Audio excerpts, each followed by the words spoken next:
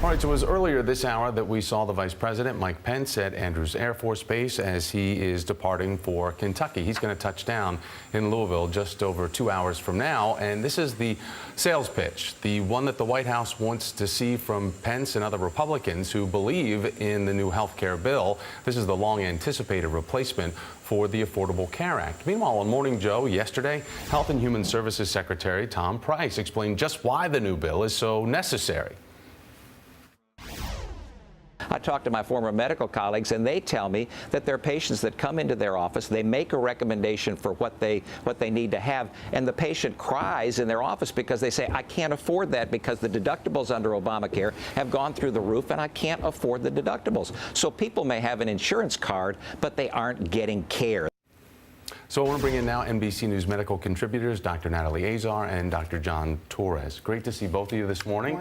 A double dose of doctors. I like this. But John, let's talk about that. Is that really happening, that folks are saying that they can't afford the deductibles? It is happening. I'm seeing the exact same thing in my clinic where patients come in and they say, you know, I can't afford the deductible, I can't afford the copay, I can't afford the prescriptions, and these things have been happening over the last couple of years, but that doesn't mean that this is necessarily a bad, the Affordable Care Act is something bad, it needs to be replaced and repealed. It means basically that it needs to be fixed, I think. And John, on average though, are those people that didn't have insurance before or had a different type of insurance before that they're struggling with? Is there a distinction? It's a combination of both of them. There's people that didn't have insurance before who now are on insurance, and they find out, okay, there's these new things called deductibles and copays that they didn't know happened before, and it's people who had insurance and their deductibles and copays suddenly shot up and they're having trouble meeting those. And again, I think this is one of those things that something needs to be fixed.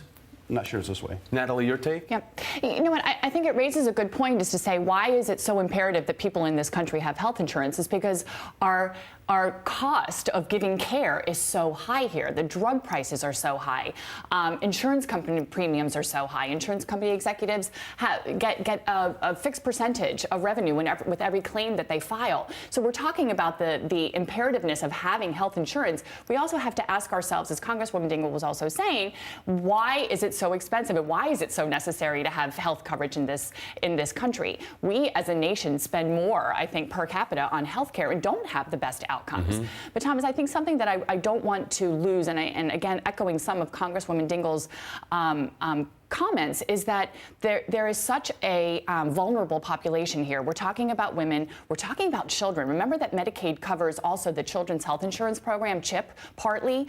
If you think about the fact that this new proposal would limit the ability to use the tax credits to buy insurance that covers abortions, what are women going to do? They're going to say, well, you know what, I can't afford it, so I just won't get insurance at all. And think about the ramifications of that in addition to the defunding or ban on funding to Planned Parenthood. I worry particularly about the women and children in this country who are going to suffer from this. And I think as both, as doctors, so many Americans can find themselves in one medical emergency situation away from bankruptcy. Yes. Where that is going to, take you and the family down for something that's really unforeseen and many times out of your control because of inflated pricing and certainly folks that haven't saved for this or not properly insured. But John, we've got major professionals, medical associations coming out against the new bill. So what have they seen that's a red flag for them, their objection? I think the main objection these are having, we're talking the American Medical Association, the American Academy of Family Physicians, the American Diabetes Association, American Heart, I mean, the list goes on and on. They're coming out saying, we don't know if this is necessarily a good thing that's happening here.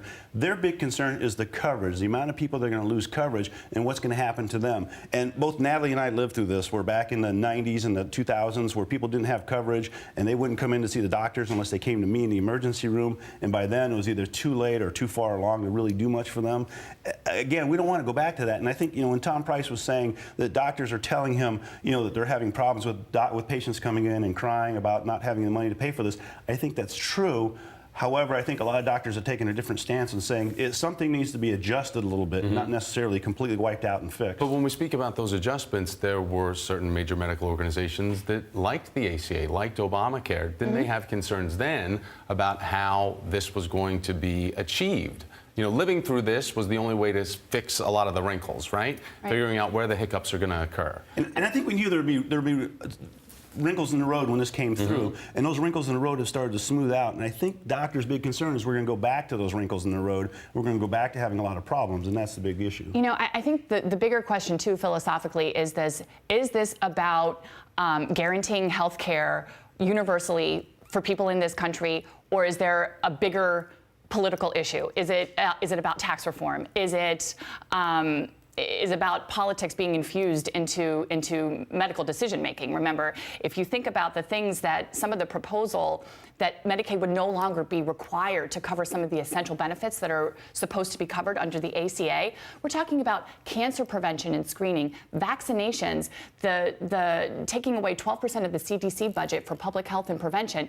Does this not resonate with people that we're stripping away all of these preventive measures? We're talking about costs of medical care in this country. It's much easier to prevent a disease than it is to take care of that disease in its end But Republicans stage. are saying that it's collapsing under its own weight, that it is doing harm upon itself. And we heard from the president's address that he wants to have it be more competitive. So you open up outside of the state exchanges. And again, that might be true. Neither of us are economists or healthcare reform. If that's the ticket to driving prices down, I don't necessarily have a problem with that, but I don't know that I can speak on that. It's like I was talking about when Tom Price was saying that. I think doctors would agree something needs to be done. But what needs to be done are minor tweaks to try and get it under control, not necessarily huge changes, because those huge changes, we're going to go through years again of what we went through before, where people are going to not understand their insurance, not have insurance, maybe not get insurance now, and that's going to cause an issue. We're going to go back to medicine that we were basically taken care of in the 90s. Okay, it's back to the future as we talk about this, the repeal and replace, and we'll see how it goes. Again, we'll be covering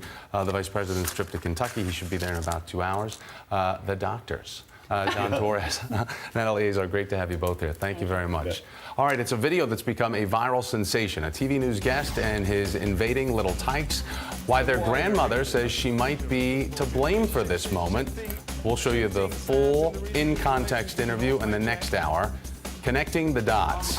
House Intelligence Committee member Eric Swalwell calling for an independent investigation of the Trump administration's alleged links to Russia, and he's now diagramming them on his own website. Back with more after this.